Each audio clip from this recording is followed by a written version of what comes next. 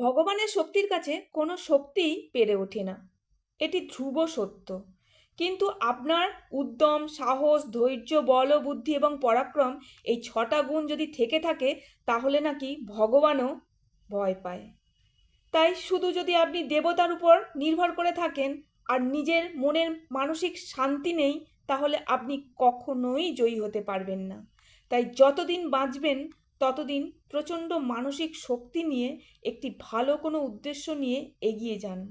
কৃষ্ণকালী মায়ের কৃপায় আর আপনার নিজস্ব মানসিক শক্তিতে আপনার জীবনের সফলতা আসবেই। যদি আপনি বসে থাকেন, তাহলে আপনার ভাগ্যও বসে থাকবে। যদি আপনার উদ্যম না থাকে, তাহলে কখনোই আপনি এগোতে পারবেন না। যদি আপনি উঠে দাঁড়ান, তাহলে আপনার ভাগ্যও উঠে দাঁড়াবে। অর্থাৎ সাহস নিয়ে এগিয়ে যান, সৎ পথে থেকে কর্ম করে যান, চেষ্টা করে যান, ধৈর্য ধরে যান। আপনি আপনার লক্ষ্যে যতদিন না এগোতে পারছেন, ততদিন এগিয়ে যান। আপনি আপনার বল ও বুদ্ধি দিয়ে, আত্মবিশ্বাস নিয়ে, কৃষ্ণকালী মায়ের আশীর্বাদ নিয়ে এগিয়ে যান। হিংসা নয়, বিদ্বেষ নয়, কারোর ক্ষতি নয়, নিজের চেষ্টায় এগিয়ে যান। আর কোনো ভুল পথে নয়, ভুল পথে মানুষের জীবন নষ্ট হয়ে যায়।